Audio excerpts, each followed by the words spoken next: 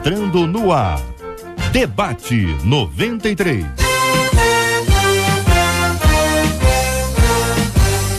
Realização 93 FM. Apresentação J.R. Vargas. Alô, meu irmão! Alô, minha irmã! Já chegou J.R. Vargas! Estamos de volta, começando aqui mais uma super edição do nosso Debate 93 de hoje, nessa sexta-feira, dia 6 de maio de 2016. Que a bênção do Senhor esteja aí sobre a sua vida, sobre a sua casa, sobre a sua família, sobre o seu trabalho, sua igreja. Que a bênção do Senhor esteja com você, onde quer que você vá, onde quer que você esteja.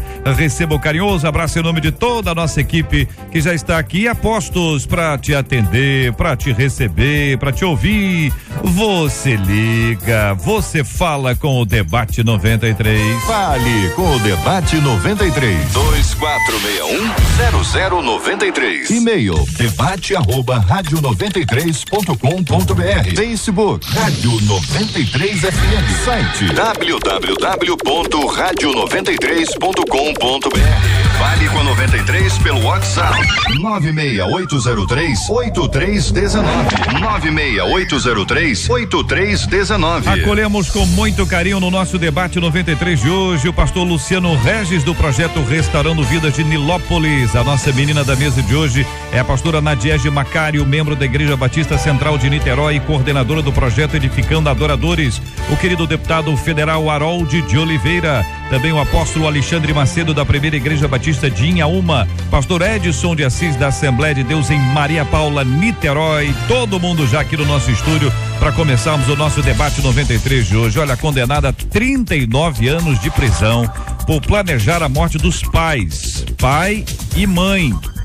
Planejar a morte dos pais. Já conhece ela, não conhece? Suzane von Richthofen deixou o presídio de Tremembé para poder passar o Dia das Mães em liberdade. Você acha que é justo uma pessoa condenada por planejar a morte da própria mãe ser beneficiada pelo Dia das Mães? A partir da palavra de Deus, como avaliar e responder essa pergunta, hein? Sentar no chão no parque por um minuto, olhar nos olhos de um desconhecido. Essa é a proposta de um evento que quer promover reflexão. É uma época em que as pessoas mal se olham. Você sente falta de olhar e ser olhado nos olhos? Em algum momento da sua vida, você, diz aqui pra mim, você já se sentiu invisível? Como é e o que produz em nós o olhar de Jesus Cristo? Nós vamos tratar sobre esse assunto também. E como saber quando alguém é pra casar, hein? Todo mundo quer ser feliz, mas se escolhermos errado, pagaremos um preço altíssimo. Como ter convicção de que achamos a pessoa certa para casar? E se alguém já casou e descobriu que fez a escolha errada? O que fazer, hein? A Bíblia orienta sobre esse tipo de escolha? Eu quero ouvir a sua opinião. É agora. Este é o Debate 93 com J.R. Vargas na 93 FM. Pastor Luciano Regis, bom dia, bem-vindo ao nosso Debate 93. Como saber quando alguém é para casar, hein, pastor Luciano? Bom dia, J.R. Vargas, amados debatedores, amados ouvintes, você que nos dá carona, que nos ouve agora, um abraço e um beijo a todos. Como saber se alguém é para casar? Não se sabe. Eu acho que o casamento, ele é pautado primeiro pelo conhecimento, a amizade, o companheirismo. Um casamento, você não tem nenhum pressuposto de que vai dar certo ou vai dar errado. O casamento, ele precisa ser iniciado a partir de uma decisão de ambas as pessoas. Se vai dar certo ou vai dar errado, não tem a ver com os fatores externos, mas sim do casal, portanto, internos do relacionamento do casal. Não há nenhum adendo dizendo que esse ou aquele casamento pode dar certo ou pode dar errado. O casamento é uma construção de um relacionamento. Então, saber que um casamento quando alguém é para casar, tem a ver com o relacionamento que se é construído. Quando eu construo um relacionamento através da amizade, do companheirismo, da mesma visão, eu consigo identificar que essa pessoa é para minha vida. Ô pastor Edson de Assis, muito bom dia, seja também bem-vindo ao nosso Debate 93 de hoje. Pastor, se eu perguntasse assim, como saber quando alguém não é para casar, é mais fácil de responder, pastor? Bom dia, JR, bom dia aos demais debatedores, bom dia à membresia da minha igreja, Assembleia de Deus de Maria Paula.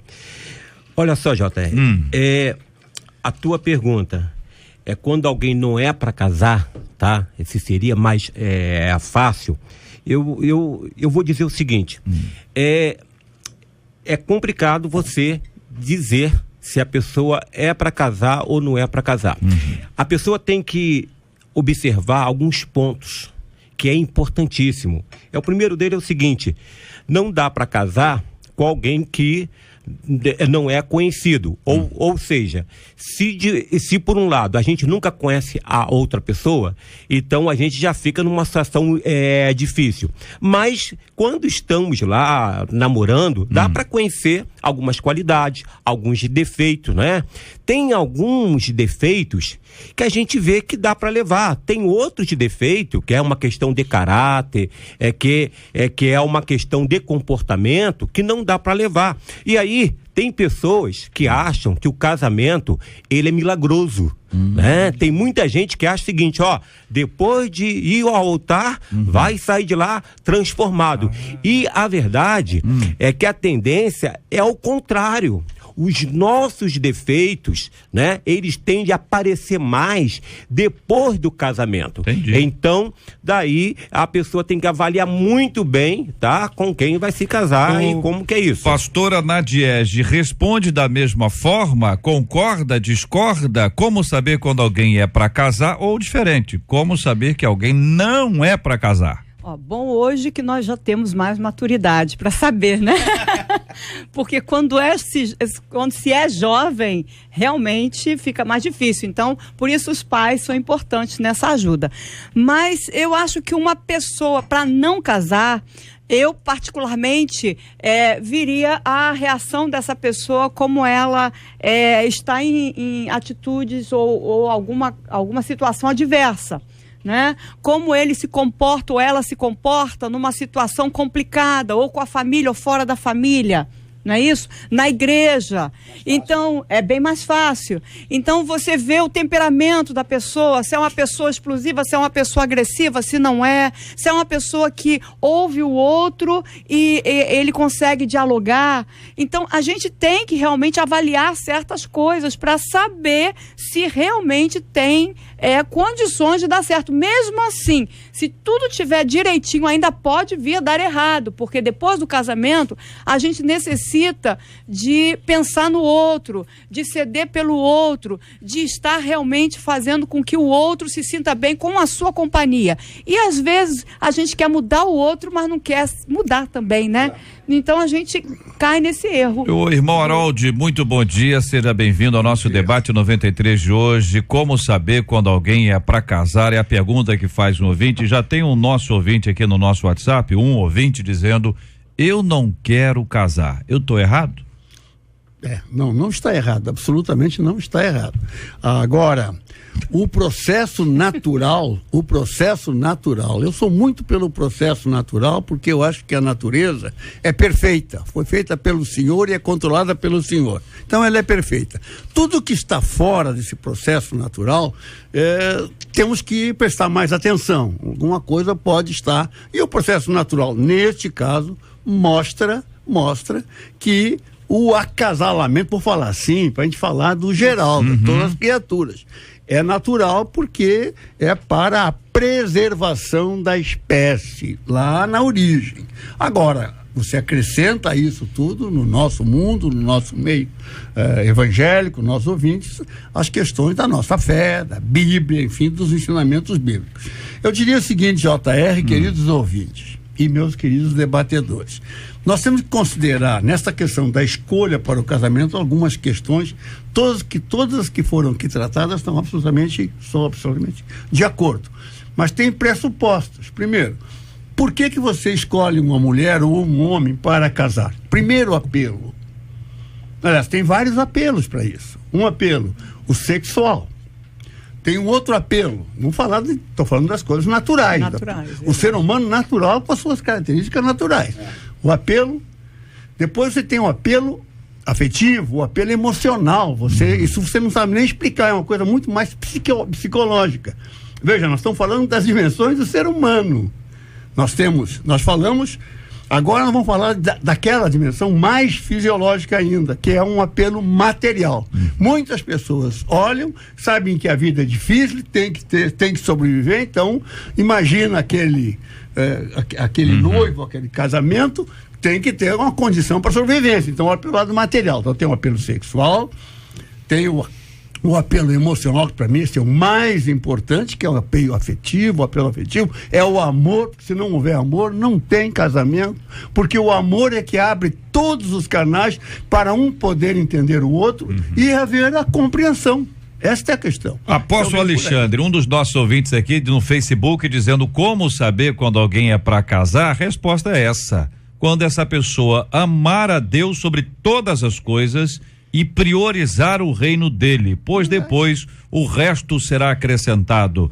É desse jeito, apóstolo? Bom dia. Eu até penso que diante de tudo que a gente ouviu aqui, bom dia, JR, os debatedores, os ouvintes, mas a contribuição de cada um aqui que me antecedeu aqui faz um somatório.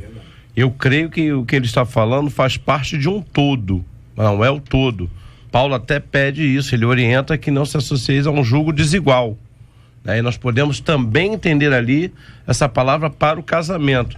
Mas se ele está ouvindo o debate desde o começo, cada um aqui pontuou áreas que fazem um todo para o casamento ser bem realizado. Aqui um ouvinte nosso dizendo, pastor, olha, quando estamos namorando não tem como conhecer 100%, pastor Luciano. Tem que beijar menos e conversar mais, é a opinião de um dos nossos ouvintes. Entendo que a pessoa certa é aquela que tem as qualidades que admiramos e os defeitos que suportamos. Bonito isso. Verdade. É verdade, eu concordo com ele em gênero, número e grau. Agora, os defeitos que suportamos antes de convivermos diariamente com eles tomam uma outra proporção quando acordamos diariamente ao lado deles. Então o casamento sempre será construído. Obviamente que o namoro, ele serve como base de conhecimento. Eu conversava ainda há pouco ali com as produtoras do programa e de diversas áreas da rádio sobre isso. Às vezes nós temos medo de embarcar no casamento porque a gente quer encontrar uma pessoa pronta e jamais encontraremos. Ô pastor Edson, aqui outro ouvinte dizendo, eu estou em namoro e noivado há quase 5 anos. Olha que coisa bonita. Comecei a namorar bem cedo, com 15 anos. E naquela época, diz o ouvinte que tem 20, eu não tinha nenhuma maturidade. Hoje, um pouco mais velha, creio que tenho um pouco mais de consciência do que antes. E sim, eu creio que meu noivo seja para casar. Na minha opinião, o que mais conta na hora de escolher se uma pessoa é para casar ou não, é que você tem que conhecer a pessoa e sim escolher o seu futuro. Afinal, na minha opinião, o casamento é para sempre. Escolher o futuro. Perfeito, eu acho que eu acho que é impossível escolher o futuro. Futuro não tem como você escolher. Você pode construir devagarzinho, mas escolher. Eu quero aquele futuro para mim, mas o que eu tô construindo é um futuro C. Eu acredito que quando ela coloca lá escolher o futuro, ela tá escolhendo, por exemplo, quem vai ser o pai de seus filhos. Ela está escolhendo com quem o seu filho vai parecer, né? Porque quando vai escolher alguém para se casar, fisicamente fisicamente e no comportamento. Olha aí. Tá? A gente tem que pensar o seguinte, por exemplo, foi falado aqui nos defeitos suportáveis. Você gostaria que seu filho tivesse esses defeitos suportáveis? Né? Você gostaria que o seu filho parecesse com essa pessoa? Então, na verdade, eu sei que a escolha, gente, ela é complicada, porque escolhemos na fase do amor cego, né? Amor tem várias fases, né? E naquela fase do amor cego, que a gente não dá muito valor para os defeitos, é a hora que nós paramos para escolher. Então, deixa eu colocar uma pimenta na tua conversa, pastor, assim, desculpa interromper, mas ninguém casa, bom, ao meu ver, pro filho ser igual a alguém que você casou, até porque geralmente não será igual. Por exemplo, eu sou o oposto do que meu pai foi. Completamente oposto. O meu pai foi diretor de uma grande escola de samba. Meu pai odiava crente e eu sou pastor. Então, assim, eu só tô colocando essa pimenta mesmo, porque quando o senhor fala uma coisa para uma gama de ouvintes, isso pode, mas a pergunta não é para o senhor, a pergunta é para sua mãe. A pergunta é pra sua mãe, tem que saber o que a sua mãe pensou quando resolveu casar com seu pai. Eu tô discordando, mas pastor, deixa eu estar falando? É o pai dele. Vamos lá, então, ao pai dele. Eu falei que ia botar uma pimenta. Ele ser diretor de uma escola de samba. Não é mais não, já faleceu. Não quer dizer que ele tem um mau caráter. A gente não está aqui colocando em questão um líder, né? a espiritualidade. Aí, pelo contrário, o teu pai foi um líder, você é um líder. Olha como você parece com ele. A única coisa que teve é o seguinte: você conheceu a Cristo, você foi transformado. Tá? Um é de escola de samba, outro é da escola bíblica. Ambos estão ligados à escola, não é isso? É verdade. Isso é uma maneira de amenizar e resolver. É a tese do pastor, né? Entendeu? Pra sair do ponto. Você sai do assunto. Vamos lá, aqui os ouvintes estão opinando, mas antes deles aqui, todo mundo quer ser feliz, mas se escolhermos errado, pagaremos um preço altíssimo, né?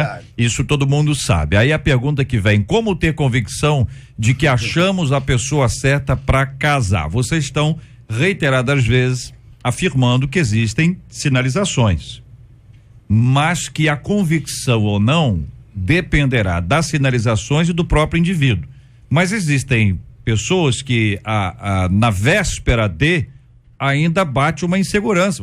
Pode olhar para o lado, aqui não deu certo, aqui não deu certo, deu certo. É normal a insegurança? Ou quando a pessoa acha a pessoa certa, não, para mim eu estou convicto, vai dar tudo certo. Deu errado pro outro, olha só, vai dar certo. É o que você escuta às vezes as pessoas falando, né? Apesar da fé, né, dessa certeza que vai dar certo, todo mundo que casou sentiu um peso do casamento, que se traduz em segurança. Será que eu vou ser capaz de amar o outro como ele merece?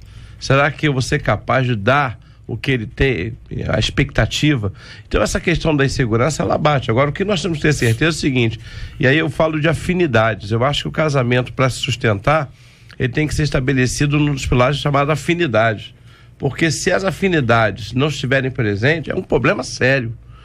Aquela questão que o pastor colocou aqui. Vamos mais, o seguinte: o marido é diretor de escola de samba e a mulher é pentecostal. Você imagina que situação?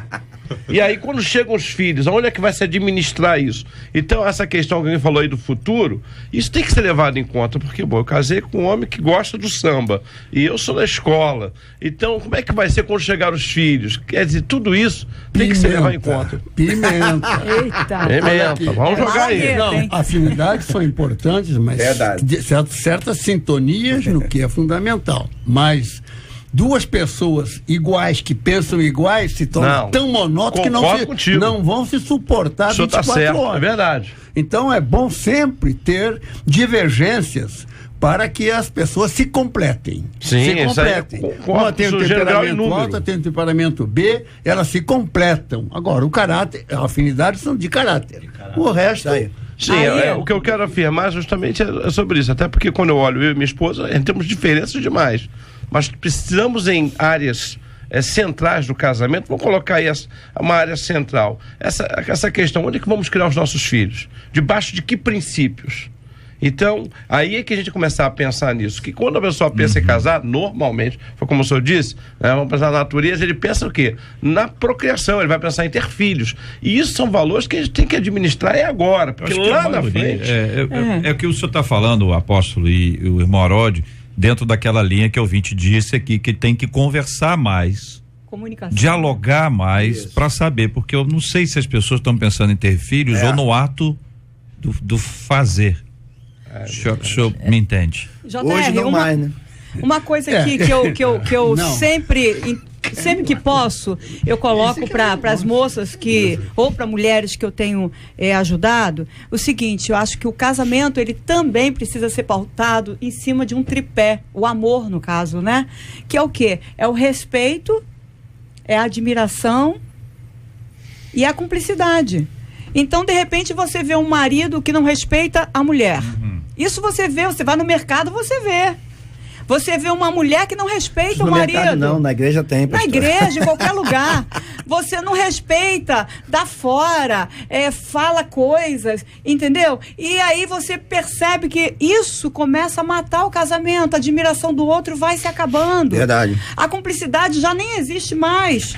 entendeu? A parceria, a lealdade, começa a realmente ter um desgaste, né? Então, eu acho que para a gente ter um bom relacionamento no futuro, a gente precisa plantar sementes sadias e adubar e regar, para que quando essas sementes venham realmente a frutificar, venham frutificar com frutos sadios também. Ouvinte no WhatsApp dizendo: JR, sou casada há 15 anos, juntando tudo, namoro, tem 18 anos. Meu marido sempre respeitou e amou os seus pais. Isso para mim ajudou muito.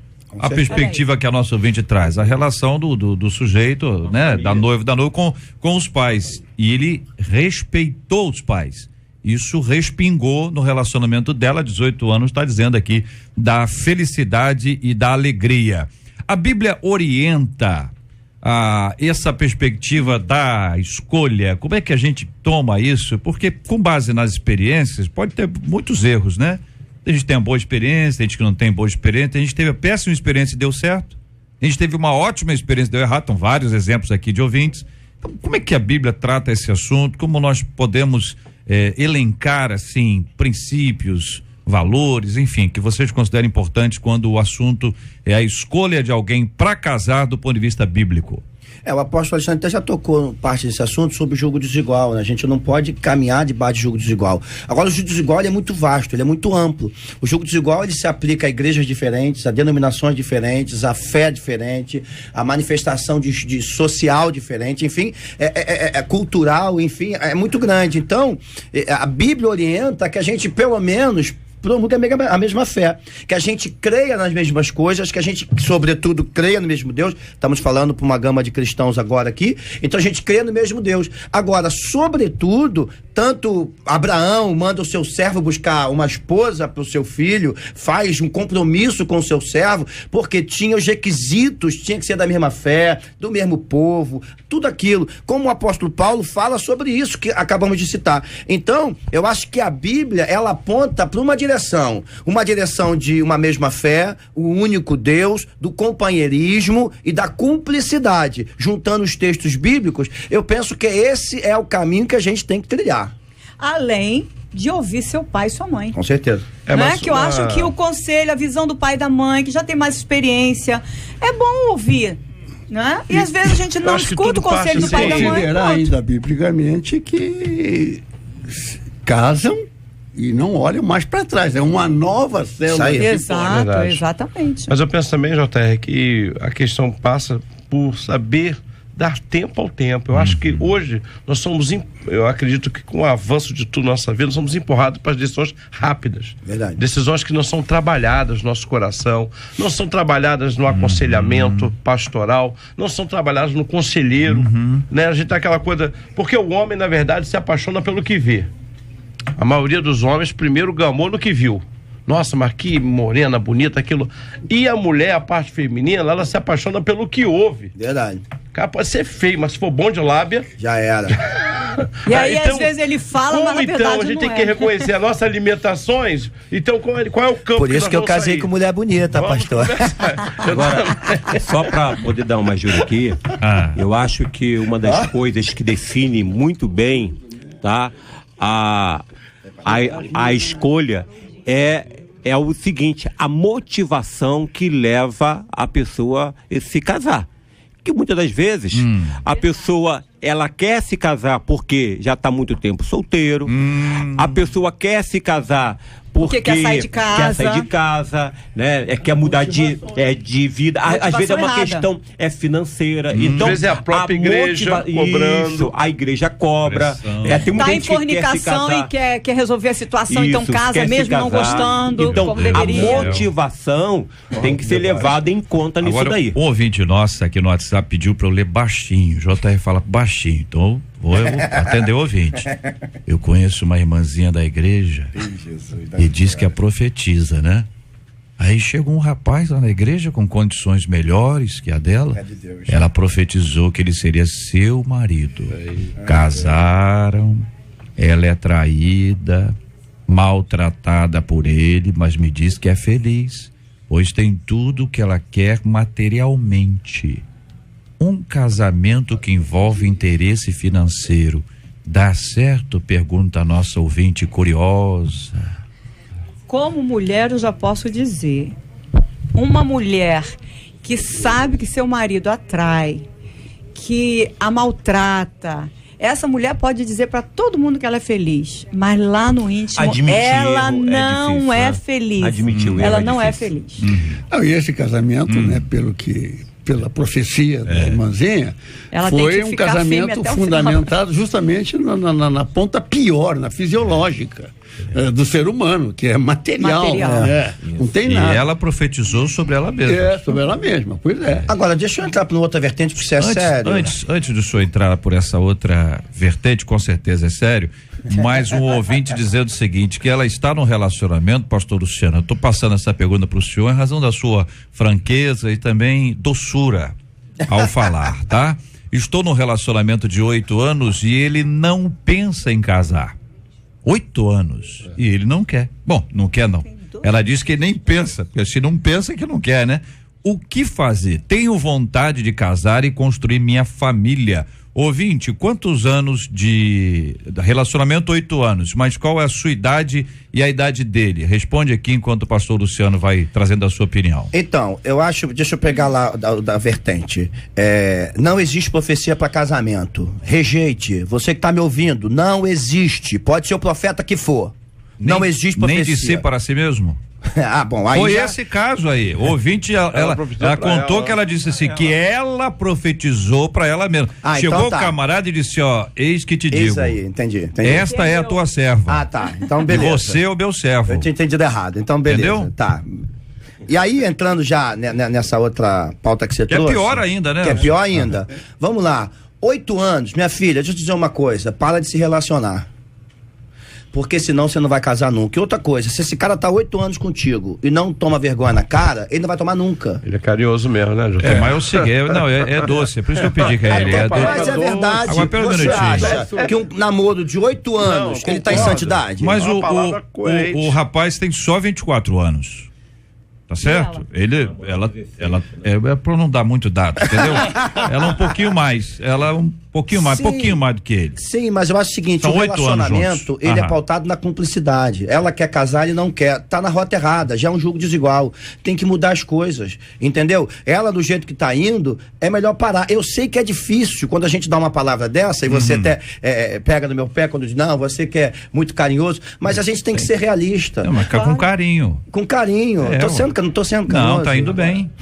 Então, a gente pode, só deve. Então, assim, deixa eu só fechar. Tá, deixa eu só fechar aqui, vou te dar aqui. Então, assim, 8 anos já era pra estar engrenando já no primeiro filho, meu irmão.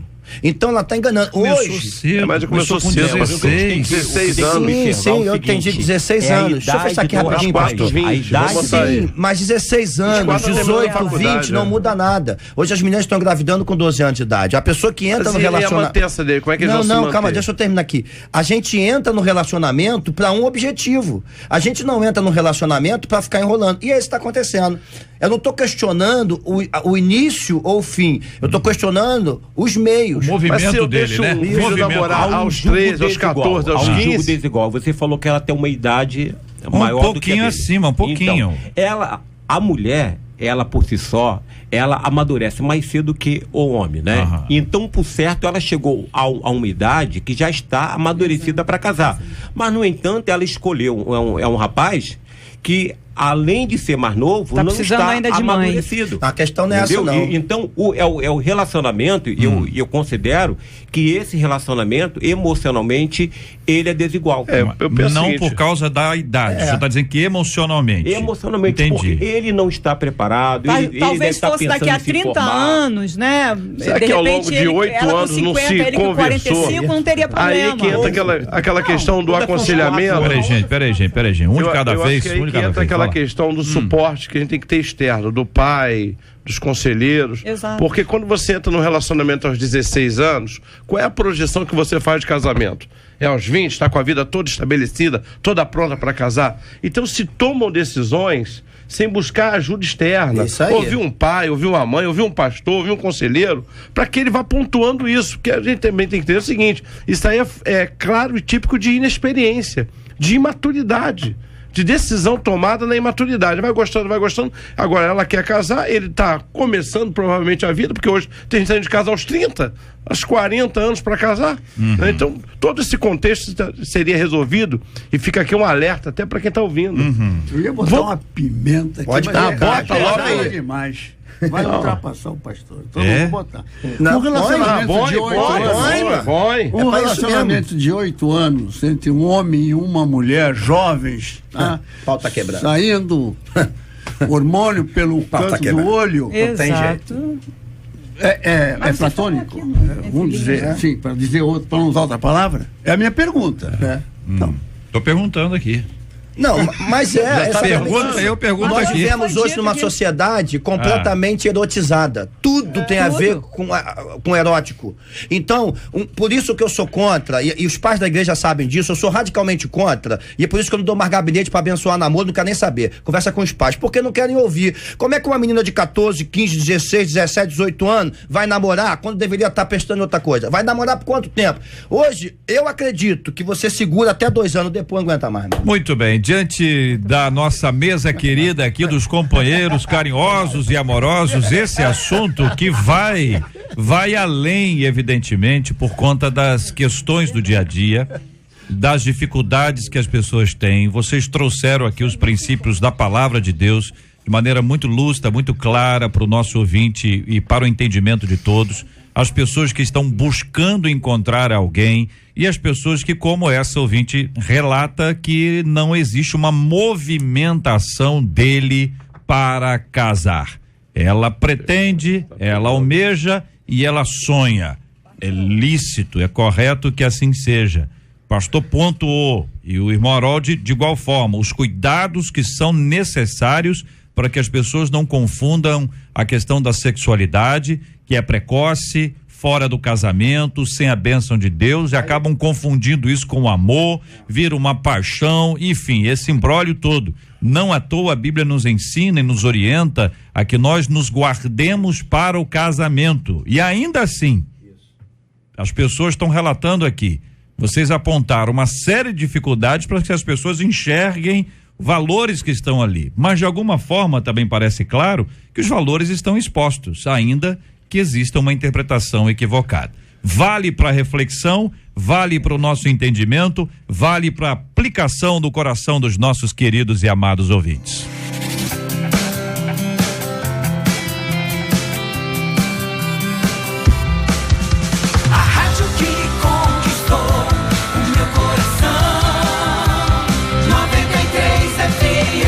Condenada a 39 anos de prisão por planejar o assassinato dos pais, Suzane von Richthofen deixou o presídio de Tremembé para poder passar o Dia das Mães em liberdade.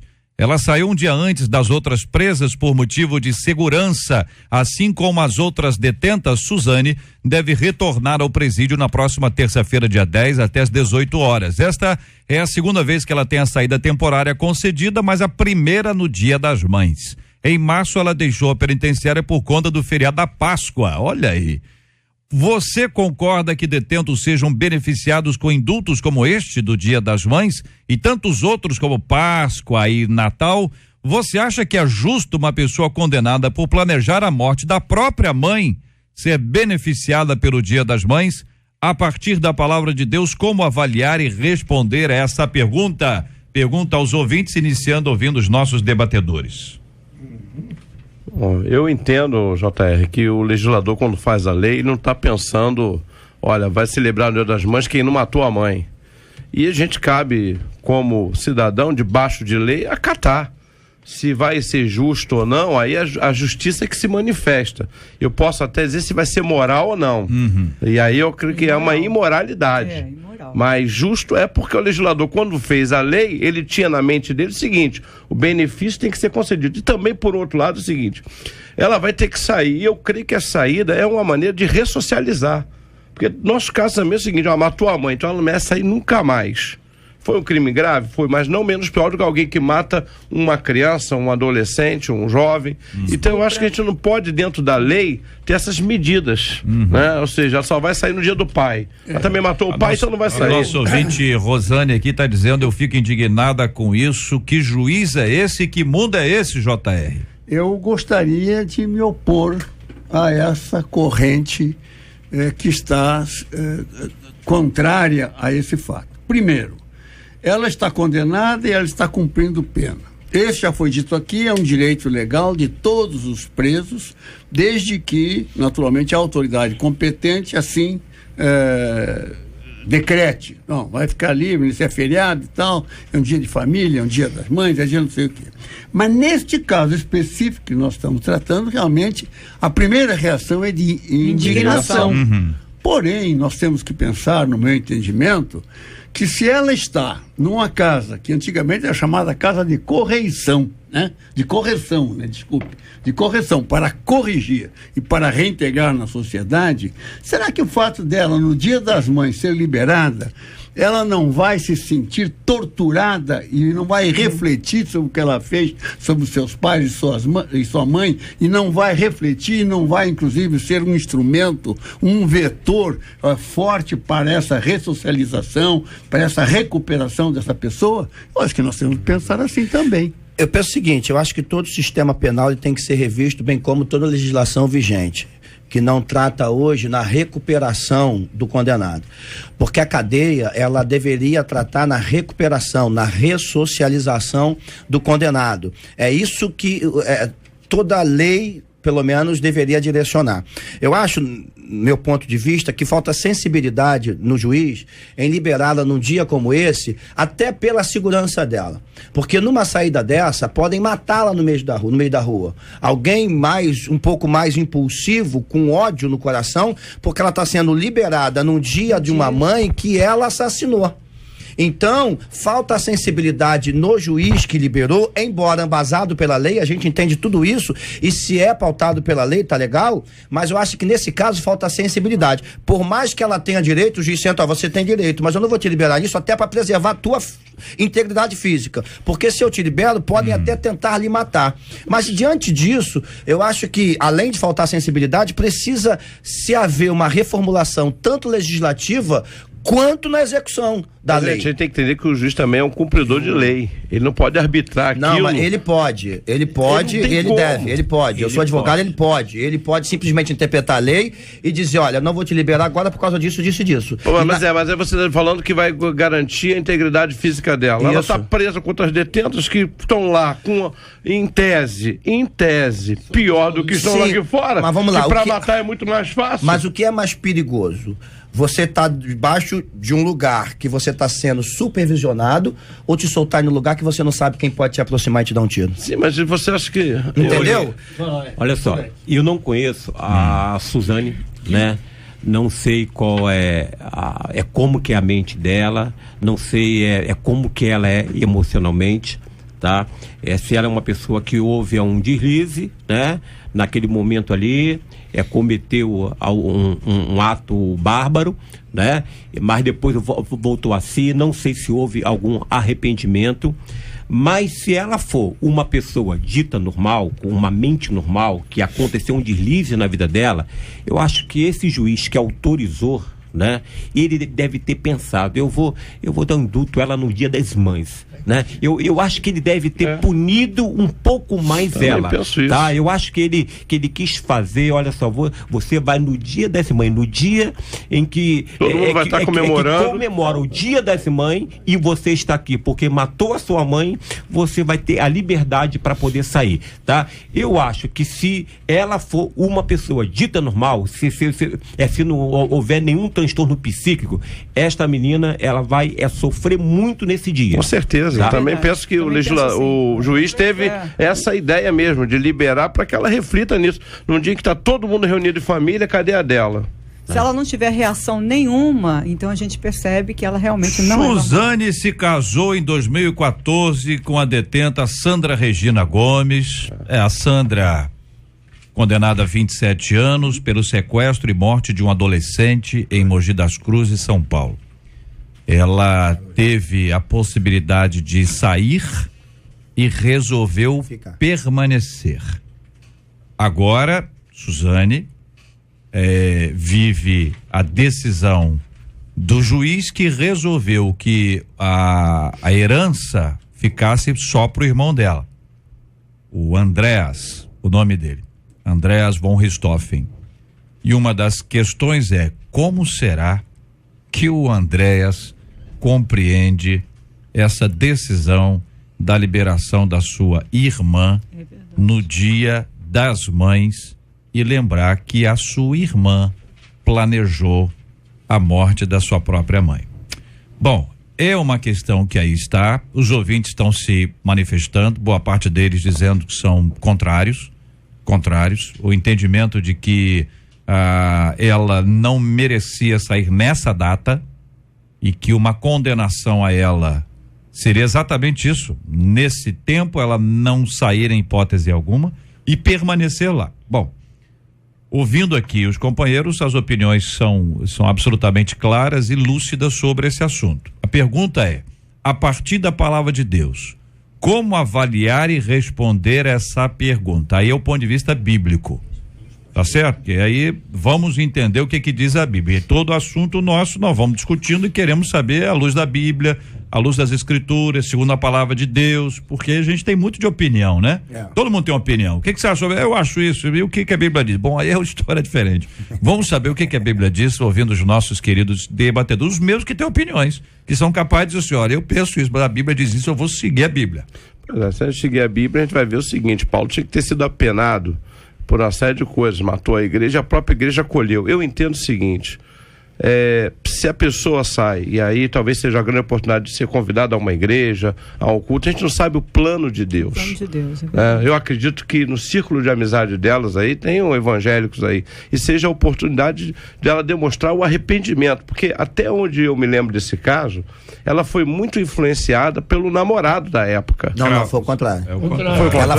Ela foi diagnosticada, né, como psicótica. Então ela não tem mais jeito, né? Como psicólogo ela não tem mais solução, aos olhos dos homens. Ela não tem mais solução, mas pro nosso Deus nada é impossível. O que eu entendo é o seguinte: isso não foi, ela não é solta todos os dias das mães, né? Isso cumpriu-se o período da pena dela em regime fechado, ela tem os benefícios que a lei garante. Isso. Né? Então, a partir daí, ela tem que viver. Agora, acho que como cristão, posso falar o seguinte: o que a justiça determina? É isso? Então cumpra-se, porque nós estamos debaixo da lei da justiça da terra. Do ponto de vista bíblico, eu entendo o seguinte: a graça é para todos, tá? Ela é entre as pessoas que é alcançado pela graça, tá? É alcançado. Então, a graça é liberado para todos. Cabe ou não ela aceitar ou rejeitar. Tá? Então, é qualquer pessoa, independente do seu pecado, independente da sua situação, ela tem oportunidade de mudança, tem oportunidade de arrependimento, e Deus pode fazer isso, tá? Desde que essa pessoa queira. Então, talvez, vamos pedir a Deus que haja algo planejado para que essa moça possa, nesse momento, ter um encontro. E não podemos, pastor, eu concordo plenamente com o pastor Edson, nós não podemos esquecer biblicamente a síntese dos mandamentos, né? A síntese da tábua que Moisés recebeu. O que é isso? Que nesse caso, na horizontal, é compaixão, é amar o próximo. Onde que está? Nós somos crentes. Eu vou concordar com você, vou botar pimenta não, porque eu ia falar: tudo é lícito, nem tudo convém, se comer carne de candeeiro, tem irmão bom que não coma. Então a Bíblia dá parâmetro para um monte de coisa. Mas vamos tratar da graça. Assim, eu vou ficar com a graça do pastor, assim. Quando eu tratei de que falta sensibilidade, na verdade estou tratando da integridade física dela mesmo. Porque se é lei, como já foi dito pelo apóstolo Alexandre, se a lei determina que se cumpra, acabou, tá? E a graça de Deus é muito maior. Que Deus tenha misericórdia, que Deus guarde a vida dela nessa saída, porque na verdade, no final de tudo, é isso que importa, que haja uma recuperação e salvação na vida dessa querida. Pergunto a vocês, é que a gente às vezes vai misturando, né? Quer dizer, a graça sobre a vida dela não necessariamente está condicionada a esse indulto. Isso. Ela podia ficar presa, porque a graça de Deus está sobre a vida dela. Aliás, isso é uma coisa que até nas igrejas evangélicas é mal interpretado. Perfeito. O cara matou, roubou, isso aceitou Jesus. Tem que cumprir a pena.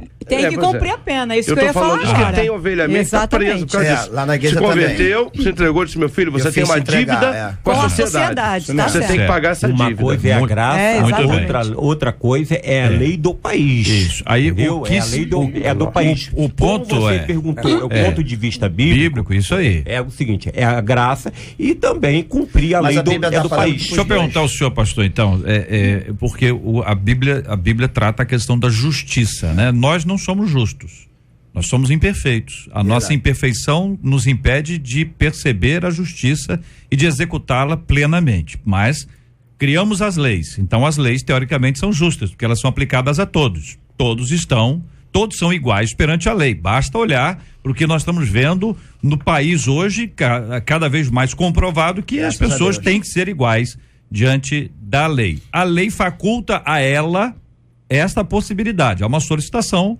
há um atendimento, foi autorizado. Então, do ponto de vista da lei, não há, é isso? Eu estou só interpretando aqui. A graça de Deus se manifesta sobre a vida dela, como se manifesta sobre a vida das outras pessoas que têm aí acesso a isso. O que o povo está reclamando é de ser exatamente nessa data. Mas as colocações já foram aqui apresentadas e, de igual forma, isso vale para nossa reflexão. Esse é assunto para almoço. O pessoal vai conversar, mas eu discordo, eu concordo, eu discordo, eu concordo, e você normalmente percebe se uma pessoa concorda ou discorda quando você olha nos olhos dela. Mas esse é o nosso novo assunto.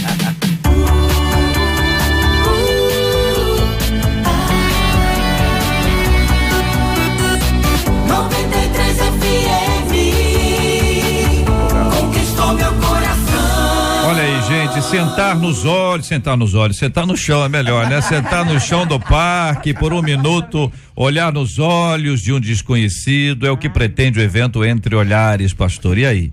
Vai acontecer nesse sábado em vários lugares, enfim. Parte das ações de um grupo australiano, esse é o objetivo. O evento diz que essa é a forma de refletir sobre a conexão humana em uma época na qual o contato entre as pessoas é intermediado pelos aparelhos eletrônicos, como os celulares. Você sente falta de olhar e ser olhado nos olhos? Você tem dificuldade de olhar nos olhos das pessoas? Em algum momento de sua vida você já se sentiu invisível? Lucas 22:61 diz que quando Jesus olhou para Pedro, né? O discípulo se arrependeu de haver negado o mestre. Como é e o que produz em nós olhar de Jesus Cristo? Então, JR, a notícia, ela trata de algumas coisas diferentes. Por exemplo, tudo que é moda, ela começa a ser copiado. Eu não vejo nessa troca de olhar específica da notícia qualquer coisa de relevante. Ainda mais supervisionado por qualquer tipo de aparelho eletrônico. Não é supervisionado, é interligado, é exatamente o oposto. Ele está dizendo o seguinte, que tudo na vida, hoje está todo mundo olhando para o aparelho e não olhando no olho. O objetivo é sentar duas pessoas de frente uma para outra, elas não se conhecem. Eu creio que a iniciativa é válida. Olhar nos olhos. Você imagina? Creio que a iniciativa é válida até mesmo para a família. Hoje você sai com a família para um restaurante, tá todo mundo no zap. A perda da troca de olhares hoje é muito grande. As pessoas não se olham mais. Eu creio que a proposta deles aí é um resgate para isso. Agora, tem que ser bem feito. Tem que ser bem feito, porque a nossa sociedade, onde a gente começa a olhar e dá margem para uma série de pensamentos, tá me olhando por quê? Não, mas é um exercício, né? Não, olha só. Então tem que ser uma coisa bem divulgada, campanha do olho no olho. Eu concordo que seja em relação à família. Agora, você sentar no parque e uma pessoa sentar na tua frente e ficar olhando para você, eu me sentiria muito mal, porque constrangida. A mesma coisa foi uma época que teve aí uma moda que você estava andando na rua, uma pessoa vinha, te dava um abraço, você levava aquele susto. Então eu acho que isso é um pouco... Teve, lá em Niterói pelo menos teve, aqui no Rio acho que teve também. Então eu acho que a gente tem que ter, tudo bem, vamos tirar o celular, eu acho que olhar nos olhos é muito importante. Você quando conversa com uma pessoa que a pessoa não olha no seu olho, a gente percebe que tem algum problema aquela pessoa. Mas olhar no olho é você ver a janela da alma da pessoa. Eu acho que o grande, sim, tudo que está falado aqui é verdadeiro, não tem dúvida nenhuma. E eu vejo a fundamentação disso tudo justamente na natureza do ser humano, que o ser humano é a criatura que comunica, né? E hoje com com a tecnologia da informação, na era da informação, a sociedade pós-moderna é totalmente era de informação. Isto evidenciou de uma forma acima do normal esta capacidade do ser humano de se comunicar. O que entra nesse circuito é a própria tecnologia para a comunicação. Com isso, nós estamos vivendo uma transformação, uma transição nos mecanismos de relação entre as pessoas, onde o presencial, quer dizer, a relação presencial, ela vai ficando em certos nichos, da família, da escola, etc. E as relações mais amplas passam a ser absolutamente virtuais. É uma realidade. Isso é bom? Isso é ruim? Eu não sei. Agora, que esta é a realidade e ela é irreversível, temos que entender assim, e nós temos que nos acostumar a ela com toda certeza. Agora, tentar resgatar, contrariar, olhando no olho, conversando sem ter os canais, porque veja, a comunicação interpessoal requer a abertura de um canal emocional. Eu estou conversando aqui em frente aqui com a pastora Nadiege, eu estou ouvindo, eu estou com um canal emocional aberto para ela, para ouvi-la, porque ela vai me dar uma informação. E assim é quem está no rádio lá, você está colado no rádio, ouvindo que o pastor Edson dizer por quê. Você abriu um canal de comunicação, você nem precisa olhar nos olhos. Então, eu acho que o mais importante é na relação presencial, é abrir esses canais. Se você só simplesmente olha no olho, não. Nessa linha aqui, por exemplo, o ouvinte diz: eu me sinto invisível. Ela se sente invisível. E são várias pessoas que se sentem invisíveis. Existem certas categorias profissionais que elas são tidas como invisíveis. As pessoas passam por outras, às vezes dentro de um ambiente de trabalho ou mesmo um shopping e não cumprimentam. Não estou dizendo que tem que cumprimentar todo mundo, senão isso vai ser uma loucura aí, beleza, boa tarde, bom dia, beleza, mas existem pessoas que você encontra em algum lugar. No elevador. Profissionais. Posso dar um exemplo clássico aqui para você entender? Você vai no shopping center, aí deu vontade de ir no banheiro. Tem um profissional lá que limpa o banheiro. Rapaz, ficar no banheiro já é difícil. O camarada, além de ficar, o camarada faz a limpeza inteira. Tem gente que passa pela pessoa incapaz de dizer bom dia, boa tarde, boa noite ou muito obrigado. Sabe como é que essa pessoa se sente? Invisível. É verdade. Agora você imagina o seguinte, né? Jesus disse que se nós nos calássemos, as pedras clamariam. Então, pior do que a pedra clamar é quando ela exorta, né? Um trabalho desse feito por uma organização levando a proposta qual é? Uma reflexão sobre o olhar, sobre a interatividade. Isso deve ser para nós também um questionamento. Eu tenho promovido isso também no corpo de Cristo. As pessoas hoje na igreja se olham, se comunicam. Eu vejo e leio essa matéria e essa intenção desse grupo australiano no seguinte sentido. É um apelo para retornar a uma reflexão sobre nós precisamos de enfatizar mais a nossa natureza gregária. Mais o outro, esta semana houve um lamento nacional, houve um lamento nacional porque houve aí uma rede social que foi fechada de comunicação, né? Muita gente ficou mal, mas as pessoas tiveram a oportunidade de estarem mais junto um dos outros, tá? Algo que pouco acontece, né? A família normalmente tá o tempo todo, porque a tecnologia, ela nos aproxima de quem está distante. Mas se não tomarmos cuidado, ela nos afasta de quem está perto, tá? Agora, a questão de cumprimentar, nas grandes cidades, a gente acha muito difícil mesmo. Você sair na rua, você dar um bom dia para um desconhecido, falar, né? Agora, quando você vai nas pequenas cidades, é muito gostoso, né? Você encontra alguém, a pessoa dá o bom dia, boa tarde, boa noite. Ouvinte dizendo, sou motorista de coletivo e sei exatamente como é isso, as pessoas sobem e nem me olham, diz aqui o nosso ouvinte. Então nós temos aqui, vamos lá.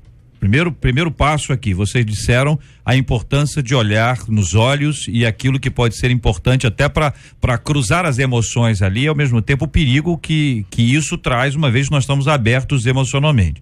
Segundo aspecto, de você perceber as pessoas. Você vê que as pessoas estão ali. As pessoas não podem ser invisíveis. Tem mãe que é invisível em casa.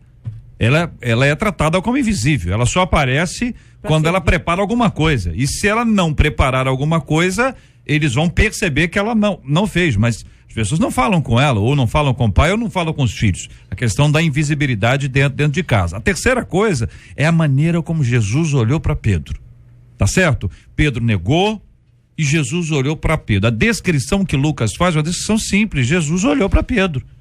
Como é que foi essa troca de olhar? Agora, o resultado da troca de olhar foi o arrependimento, correto? Foi a mudança de Pedro a partir do olhar. Veja a força que tem o olhar e a maneira como a gente se sente quando é olhado por Jesus Cristo. Vou pegar aqui a palavra do deputado Haroldo, né? Havia um canal de comunicação anterior entre Pedro e Jesus, né? Quer dizer, uma coisa é eu parar num parque, vou olhar... Sentar. Sim, mas nós estamos no terceiro ponto já aqui, exatamente no ponto em que a gente lembra de Cristo foi muito boa, olhando para nós. O canal de comunicação do olhar era 1, 2, né? Tinha verbalização, relacionamento, e aquilo que eles têm proposto aí, justamente sentar e refletir o seguinte: eu tenho olhado, por exemplo, a minha família. Hoje há famílias que criaram o seguinte: olha, vamos nos relacionar pelo WhatsApp. O WhatsApp da família. A turma não senta mais à mesa, não se reúne mais, não se fala. E esse impacto do olhar de Jesus Cristo para Pedro e para nós hoje? Porque o olhar de uma pessoa, por exemplo, de Jesus é o Filho de Deus, cheio de amor de Deus. Nós fomos gerados por Deus, somos filhos de Deus, cheios do amor de Deus. Quando eu paro para olhar para o outro e dar um bom dia, dar uma boa tarde, e poder ajudar, ou... Quando eu paro e olho, e como eu falei, vejo a alma da pessoa, porque o olhar transmite o que ela está sentindo, eu posso parar e falar assim: como você vai? Ou então, simplesmente falar: Deus abençoe você. Ou então, muito obrigada. Isso muda, às vezes, uma pessoa, gente. Uma pessoa, uma certa vez, eu só em falar isso, a pessoa começou a chorar, e era mulher, então pude me aproximar e pude dar um abraço. Mas se eu não tivesse parado para simplesmente falar assim: Deus abençoe você, uma pessoa que eu não conhecia, porque ela me fez uma gentileza, eu falei obrigada. Então, nesse aspecto, é a forma do relacionamento que o olhar vai te propiciar. Exatamente. E é isso que eu acredito que o JR está parar para fazer isso. É só para colocar, olha só, a parte do culto que eu mais gosto. Olhando, só falou, olha só. A parte do culto que eu mais gosto, sabe qual é? O final do culto.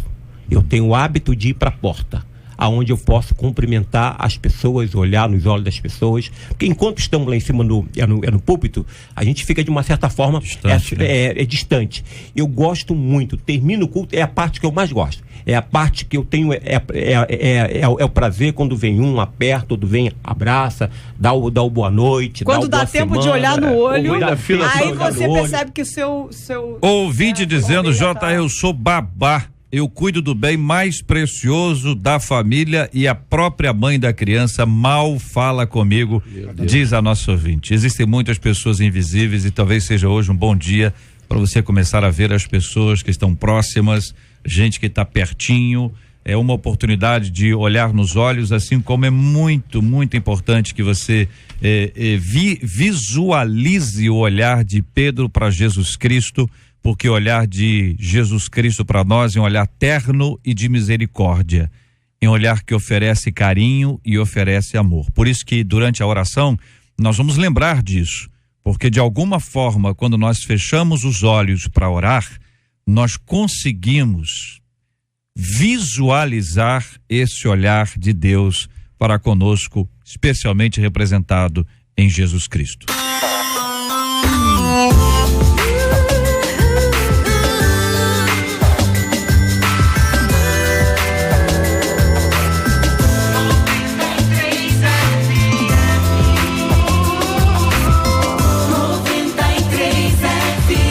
Marcela. Bom dia, JR ouvintes. Nós perguntamos se os nossos ouvintes conhecem pessoas que se precipitaram na escolha do casamento. 79% deles afirmaram que conhecem, sim. Muito bem.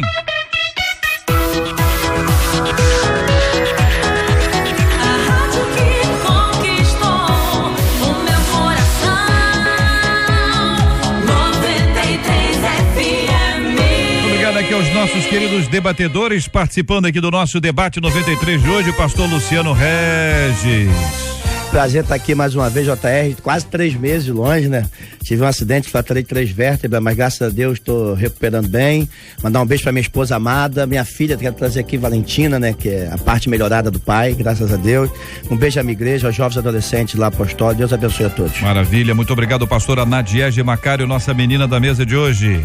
Quero agradecer a vocês, JR, a Rádio 93, e também deixar um abraço aqui para os nossos ouvintes, aqueles que cooperaram também no Face, participando, e também deixar aqui um abraço para as minhas filhas, meus netos, o meu esposo maravilhoso, lindo, de olhos verdes, louro, gente. Ele é muito gato, né? Tá bom, vamos dar apoio, gente. Vamos dar apoio.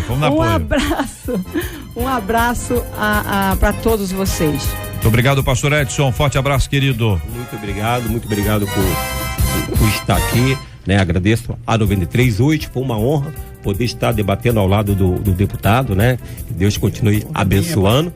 E queremos também aqui, eu quero mandar um abraço para o pastor Caleb, meu incentivador das ações missionárias, e o pastor Alcidinei Teixeira, de Jardim Catarina, da Assembleia de Deus, que estará amanhã recebendo os pastores filiados à SEAD de Niterói e São Gonçalo. Então convoca todos os pastores amanhã, a partir das 8 da manhã, lá na Assembleia de Deus de Jardim Catarina, Rua 26. Tá? E um beijão ao meu filho, que fez aniversário ontem, né? Lá em Santa Catarina, tenho certeza que está nos ouvindo.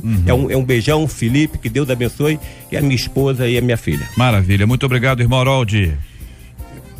Queridos ouvintes, obrigado pela audiência de vocês, JR, debatedores. Eu acompanho muito o trabalho da SEAD através do Caleb, trabalho missionário.